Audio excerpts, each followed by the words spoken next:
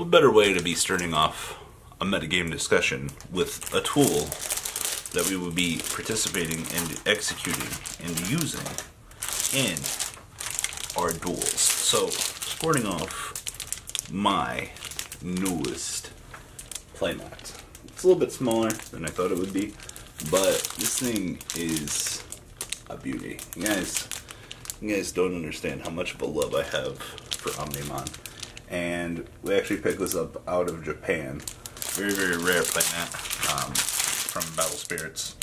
It is in fact an official product from Battle Spirits in their collaboration with Digimon for their 20th anniversary, and it's even serial numbered on the back, so it's pretty cool shit. So without further ado, let us dig in to the February 2018 metagame discussion. Shall we, duelist?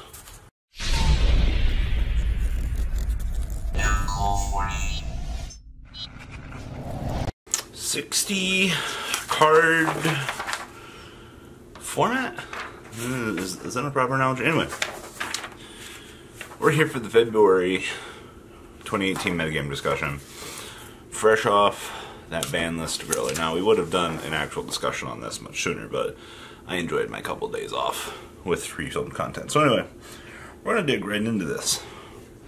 First thing we're going to be checking out is going to be 60 card LOL, as I'm going to call it. This includes your 60 card Zombie Sworn, Shiranui, whatever the fuck you want to call it. 60 card literally has a free pass this format. You don't have to worry about getting max seed anymore. Fairy Tale Snow is still one of the most ridiculous cards in the game. And kudos to you. I think your deck support, honestly, anything that deck can generate, I think your deck is going to be one of the best and most optimal choices going into this format.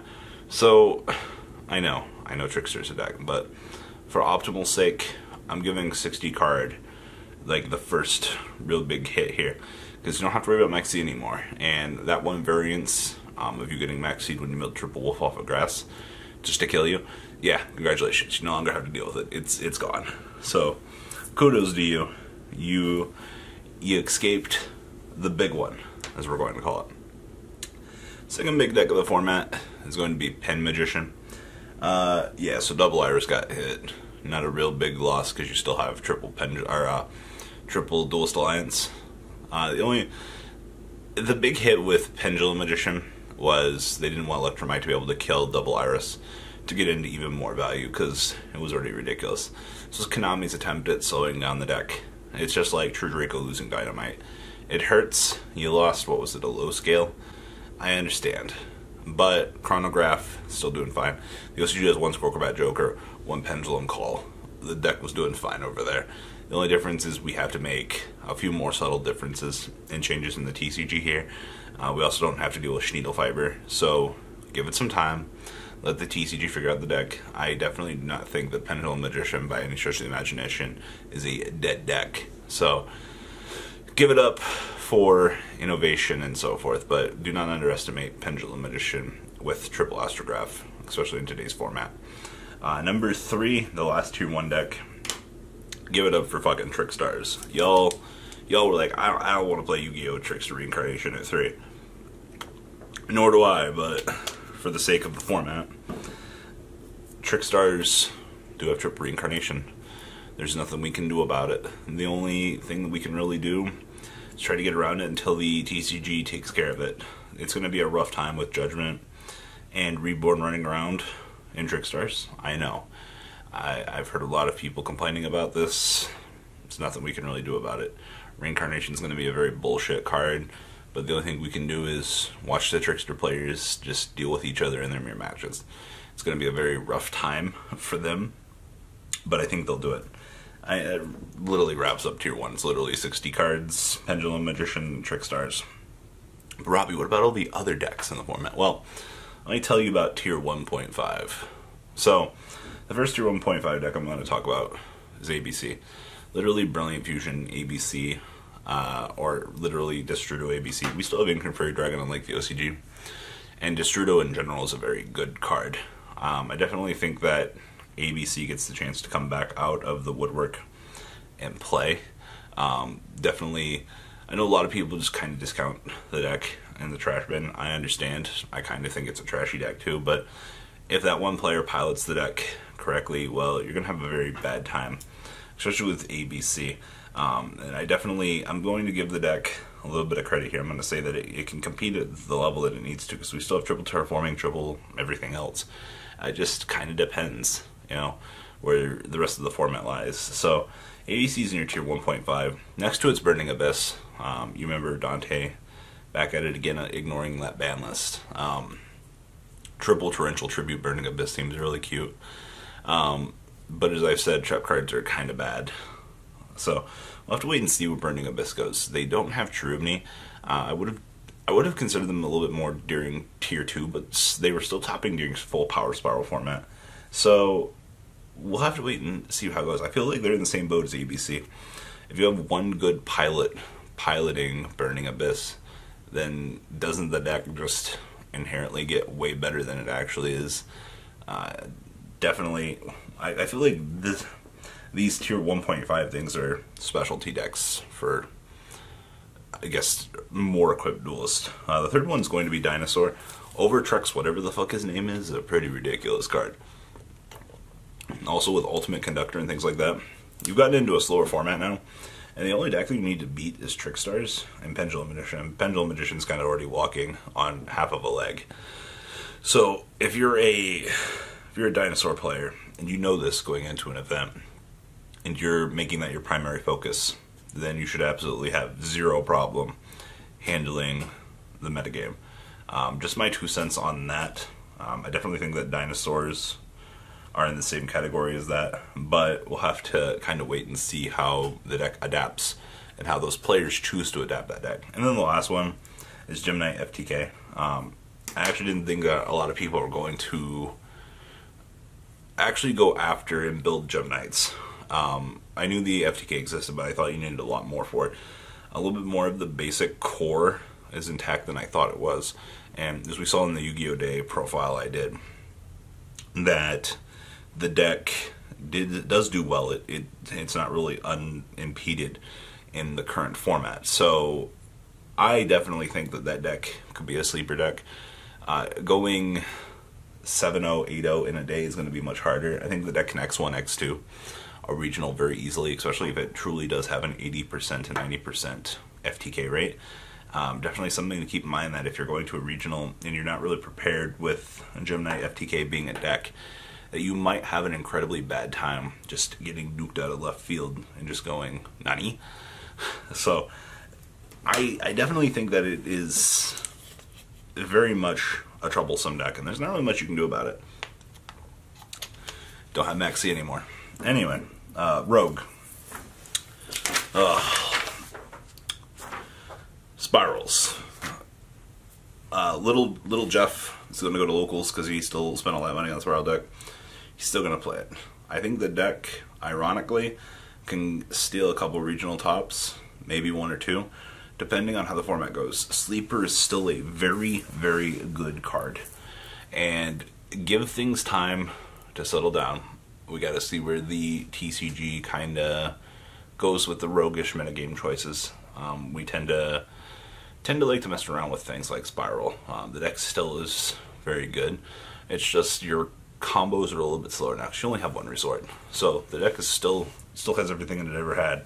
But that's going to go into the little play box of things that rogue players are going to mess around with. Next up, we're going to say True Draco and Invoked, because they tend to go hand in hand, and sometimes they don't go hand in hand. I remember, I think it was John was talking about Invoked doing something. Invoked was doing a few things, give or take, during the previous format. What was it? Pure topped in ARG once, I think it was, and I think it had a couple regional tops. Give that deck time. Same thing with the Draco or Draco Invoked. Masterpiece in a slower format. Masterpiece likes a slower format. Same thing with Invoked. The Invoked engine's still very good. We didn't get the Alistair combination monster, which would have been nice for the TCG, especially for this point in time. But don't discount that deck as a control deck, because that deck is still really spicy in the plays that it can do. Both engines are extremely good right now. Masterpiece is still really much a problem. Next up, Paleozoic. I mean, you guys know about Turtley Awesome. Thing's just a big old pain in all of our asses, and there's nothing the TCG can really do about that, to be honest with you. I mean, everyone's like, oh my god, 3 Torrentials back at 3, like, ugh, Paleo got a boost. I mean, did it though? I see Torrential more as a side deck card than... When you have a deck like Paleo existing, the metagame does tend to change. But for all intents and purposes, Totally Awesome's still going to be a troublesome card. Just a little bit more than I think, once again, people are going to want to admit. Same thing with back to the True Draco engine. So, just my 2 cents on that. And then we've got what? Zephyra. I was told to put this on here. I'm not quite sure how the TCG is going to even mess around with Zephyra. I don't think without Danglong that deck is a real deck, to be completely honest with you. I think it gets honorable mention in the Rogue department because of the rest of the overall centric metagame. But discounting it out might be a bad thing, but the deck can still do a lot of cool things. It can still generate Nirvana High Paladin into just a lot of other blowout cards. But as for it being Tier 1, once again, I think this is a deck that could steal a couple regional tops, but not much beyond that. Next up, Mech Knights. Now, I don't know anything about these guys, but I'm pretty sure with Grinder Golem at 1, the deck can't do what it needs to do, putting other cards in the other columns, being able to spam out things. Grinder Golem getting hit really hurt a lot of decks, a lot of cool combo potential. It's not like we had Security Dragon or anything. But by taking out of the equation Grinder Golem, I don't think Mech Knights have a chance at being a Tier 1 competitive deck. But on the flip side of that equation, somebody will cook up something cute might come out of it. So as for the themes from Extreme Disappointment that are the best, I definitely got to give it up to Mech Knights though, because they have the most, or the highest chance of being the most competitive. And last but not least on this list is World Chalice. This deck has been a combo-centric piece of our formats. Granted, Firewall is at 1 now.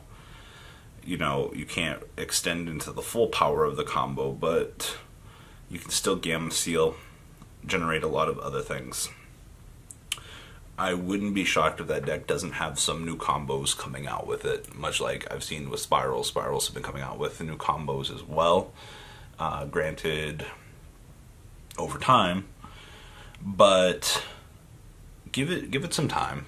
We'll have to wait and see. It's in the unknown variable section for a reason, because the deck can kind of just come left field, and I wouldn't be shocked to not see it get some sort of representation somewhere along the way, because the format's slowed down enough. And if you know you've only got to beat really Trickstars, you know, we'll have to wait and see.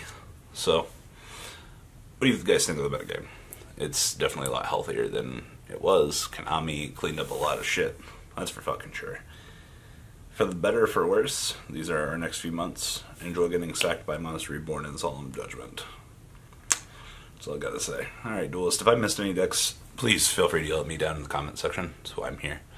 And remember, have a good day, guys. Later. The ride never ends, guys. Make sure you enable those notifications to get the latest videos that are being posted on this channel. Make sure you guys check out VanCole40 for my Cardfight Vanguard channel. And join me and House of Champions on the Zodiac Duelist TV Twitch stream. We'll be interacting with our audiences. And please check out No Limit Gaming and LGTCG.com for the cheapest trading cards on the market. Thanks for watching, guys, and please have a good day.